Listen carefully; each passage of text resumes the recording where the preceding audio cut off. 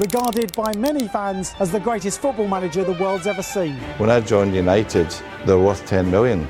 It's now worth 2 billion. How did Sir Alex Ferguson get you to keep coming back every single year, all the teams at Manchester United, and do it again? 49 trophies in 36 years. Sir Alex Ferguson is the most successful manager Britain has ever known. So what's his secret? How was he able to remain on top for almost 4 decades? Well, the more you learn about Sir Alex, the more it makes sense why he was so successful. I would be sitting in my bed or lying in my bed at night thinking about ways of motivating players, because if you're at a club with United for 27 years, you don't want players to feel, here we go again. And I believe anyway in communication, loyalty and trust, and you give your consideration to them, what the job they're doing, they'll pay you back. Communication was really important to me, recognise and value my staff. The managerial world today is full of elite tacticians. Pep Guardiola, Mikel Arteta, even Xavi Alonso. But Fergie was the man who realised that what matters most isn't necessarily tactics. Did he rule by fear? Absolutely petrified him. Were you afraid of him? Yeah. Early on in my career, definitely fear. When we do something bad or we lost some games, he kicked the chairs and he kicked the boots, he kicked everything, the waters, the drinks. Some of the passing is scratchy. Get the passing fluid. Take a touch on the ball. You can see his footsteps approaching, and the hat is gone, your hat is down, and then you see the leather shoes coming, and then the shoes stop, and then it's coming. And he's so red and you shoot past the ball. As a 17-year-old, seeing this figure who was so intent on discipline and quality. The real reason for losing your temper is because of expectation. People say I'm ruthless. I'm not ruthless. I'm doing my job for Manchester United. It's unbelievable, but it was good because we learned. But it wasn't just fear that Fergie used to get the best out of his players. Father figure to me, he was just someone who, both on and off the pitch, you would always turn to. And did you find him scary? No. He's one of the nicest people I've ever met in my life. I don't know, he knew how to deal with people, he knew how to treat people to get the best out of them for what his main goal was. He knew every player, he knew the ins and outs of every player, he knew the way to speak to the player, how to get a reaction from them. They know they can trust me, they can come to me. It's the way he protects players. I don't think you've ever seen him come out in an interview afterwards and have a go at any of his players. But you also have to stay on the right side of him. You also have to do what he expected you to do. Smile, but you can be angry too, so let's do the right things. And this knack he had for managing players didn't come from nowhere. 1978. At just 36 years of age, Alex Ferguson joins Aberdeen, 4 years after retiring as a player. I'd been a player, a decent player.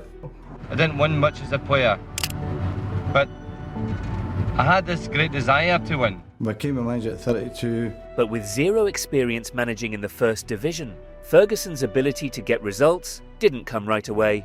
I thought this would be easy. I lost my first away game 5-2. And it was this loss which made Fergie realise something crucial. And I realised then, if I didn't get a winning mentality, a toughness in my players, I would never survive. He's the best sports psychologist the world has ever seen. He understood what it took to win games of football. He could have been the biggest bully in the world. Do we ever call him a bully? No. We called him somebody that pushed us to different levels. We got to... He can drive you bonkers at times, but genius, absolute genius. He takes you from thinking about winning and make sure you win. And that's what he did. Ferguson did the unthinkable. He helped Aberdeen win the league title. If you beat Rangers and Celtic, you know you're in business. We beat Celtic for the league in 1980. There was a change. This was the first time in 15 years that the league had not been won by either Rangers or Celtic.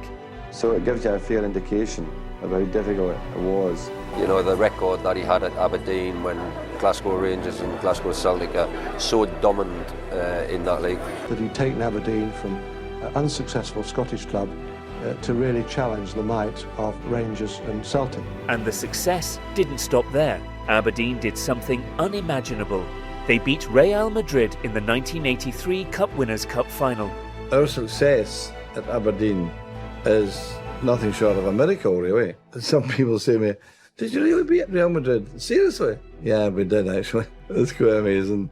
But it was at this point that Ferguson made a massive decision. 1986. Sir Alex Ferguson was appointed manager at Old Trafford. We haven't won the league for 20 years. That is a great challenge for the Manchester United players, and will be until it's achieved. And my family didn't want to go, but I knew I had to go. I had to have the challenge. And it was always time for me to move on at some point, and I couldn't have picked a better club. This was the ideal club for me, there's no question about that. I won't change. You're all going to have to change. For him, the goal was obvious. There's only one club to beat to win the league, and that's Liverpool. I knew that if you beat Liverpool, you're on the right path. The Fergie you and I know is a serial winner, but at the start, things weren't exactly full of prosperity. 0 trophies in his first 3 seasons. You have to treat losing as part of the progress. A defeat sparks something inside you that I did something about it. It's part of your life. And when it happens, you find yourself. And we'd always try to find the reason why we lost that game. And that purpose and determination is either there or not there. Fans wanted him gone, but United's chairman had differing opinions. We knew how hard Alex Ferguson was working, and we felt that with that sort of effort, that sort of determination, that eventually he would be able to turn it round. He knew what he was trying to achieve, and he just needed that time. And clearly, it paid off. Manchester United are the inaugural winners of the FA Premier League. Manchester United went on to win back-to-back Premier Leagues in 93 and 94. You know, I think the 92-93, winning that title, I think that really helped the club to go on and have all the success that they've had under the boss over the last 26 years. And finally broken that 26-year spell. Do you think you can form a dynasty here in much the same way Sir Matt Busby did? As long as they're hungry, because without hunger you can never achieve anything. I won't be taking my foot off the pedal. It's not my nature. And I will certainly be looking for my players to lead the way for me. The catalyst to this success was new signing Eric Cantona. He is tailor-made for Manchester United. How professional he was, how he put in extra shifts before training, after training. His mentality and professionalism stood out for me. But in 1995, something happened which changed everything. The Croydon magistrate sentenced Eric Cantona to 2 weeks in jail for his assault on a Crystal Palace supporter. Ferguson was forced to make a difficult choice. Wasn't your first instinct to think, he's blown it? No. There was something in me that said, I need to do something about it, I need to stand by him, because the world is after him. We decided to suspend him for 4 months. Manchester United has today suspended Eric Cantona. All he wanted was attention, Eric. You know, you wanted attention. You loved to talk about football. But not every player was happy with how he handled things. I'd never seen him have a go at Eric Cantona, for example. Some of the players would resent that. Why is he not having a go at Cantona? And the manager would almost just let him off the hook. Because we're all different characters.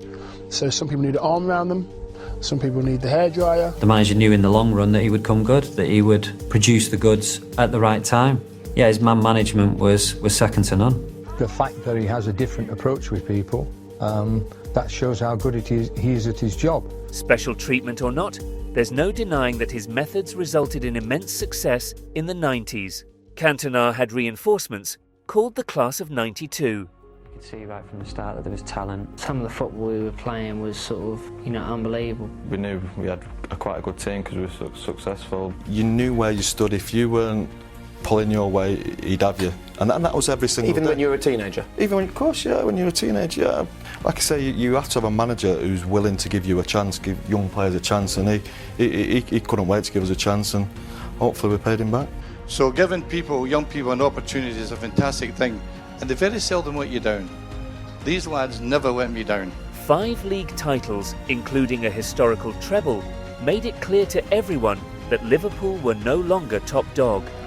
Alex Ferguson, surely soon to be Sir Alex Ferguson, has realised the dream. Little did he know, there was another manager soon going to give him his biggest test yet. I arrived 96, 1st of October. Arsenal were pretty average for a period of time before he came. All of a sudden, Petit, Overmars, Vieira. It was all Wenger. It was everybody he knew. You have to sacrifice your life for this job. Alex Ferguson was thinking, who's this guy's coming and think he's going to come up and start doing... Arsene Wenger's been in Japan. He doesn't know anything about English football. He was the guy to beat. He was the Don. I thought that's a good opportunity for me to show that it's not only in England that you know how to play football. Wenger stayed true to his word. Arsenal snatched away 3 of the next 8 available league titles. We were starting to get closer. It was brilliant rivalry. That rivalry was like 3 titles, 4 titles, and then the off-the-pitch stuff, and then the ferocity with the managers. That was a proper rivalry. That's a rivalry. So you push each other. Managers push each other, players push each other. To make matters worse, the Gunners made history in 2004 by going invincible. Everyone loves Arsenal. Look at the football that they're playing, lads. Everyone's praising them. And it was hurting us every single day. Fergie knew that only his team could end their reign of terror, and in October they did exactly that. But a good night for the club, and as you say, it's only onward and upward from here. Hopefully, yeah, it's a good start for us. Hopefully we can get on a run now. Arsenal have since failed to capture the coveted Premier League trophy, but this pursuit to win the war against them came at a massive cost. The scenario with Roy Keane, there was a video that he'd done for MUTV that the club didn't want to go out. The manager thought that it wasn't right, it was disrespectful, etc. to the team. For one reason or another, he decided to go and criticise his teammates. What did he want me to say? That the team played well? I said, listen, poor. The team was poor. But this idea that I was ranting and raving, again, the usual nonsense. I had a chance to watch it with the players before I left, and it was fine. It was building up, There were things happening where you could see this moment was sort of coming. The next day, told the players that Roy Keane will never come back to Man United again. As captain of Man United. For Roy, he overstepped his mark. Absolutely overstepped his mark. And there was no other thing we could do. Fergie axed Keane from the team after criticising his teammates in an MUTV appearance. No, I wouldn't forgive Ferguson for that. If I want to analyse it, I think we really both loved and wanted to do what was best for Man United. And there was huge respect between us. Unfortunately, that was probably lost at the end. Roy Keane wasn't the only player to fall out with the gaffer. The flying boot that hit David Beckham. And I think the manager had to go at him or something for not tracking back. Beck said something back, and I think it was an accident. That is an incident which was a freakish. If I tried it 100 times and 1,000,000 times, it could not happen again. He fell in love with Victoria. That changed everything, I think. And being a football man, that I had to think about my own control of the club and where we're going with that. To get on the wrong side of him, it's not nice. It's not a nice side to see of him. Fergie sold Beckham to Real Madrid later that year, and as Keane moved on to Celtic, United started to flounder. No league title in 3 seasons. Many began wondering, was this the end of Fergie's dominance? But it's here where we find out that Ferguson isn't afraid of adversity. If anything, it makes him stronger. His relentless need for success and have that desire to do better and to make sure that we don't stand still. I like to see myself in the players. And of course, when I lost a game, you know how I reacted. He was everywhere. Just that force of energy and ambition and drive then lifted the whole club. Breaking through at the perfect moment was a certain winger called Cristiano Ronaldo. CR7 and Ferguson shared the same ambition to succeed. What's going to happen? Still Ronaldo! It was a match made in heaven. United won 3 league titles in a row and another Champions League to add to the cabinet. Still motivated to win trophies, to go to the trainings with 62 years old, 63, 64, 65. You say he's still angry, still want one more title, he still want that team play good every weekend. I think at the moment he's the best player in the world. But in 2011, Ferguson did something even more special for the club. The Devils will break Liverpool's record of 18 Premier League titles. Liverpool well and truly knocked off their perch for the moment. 12 Premier League titles. Can you believe it? No, I can't. Manchester United officially had more league titles than arch-rivals Liverpool. But as we learn time and time again about Fergie's career, adversity was always around the corner.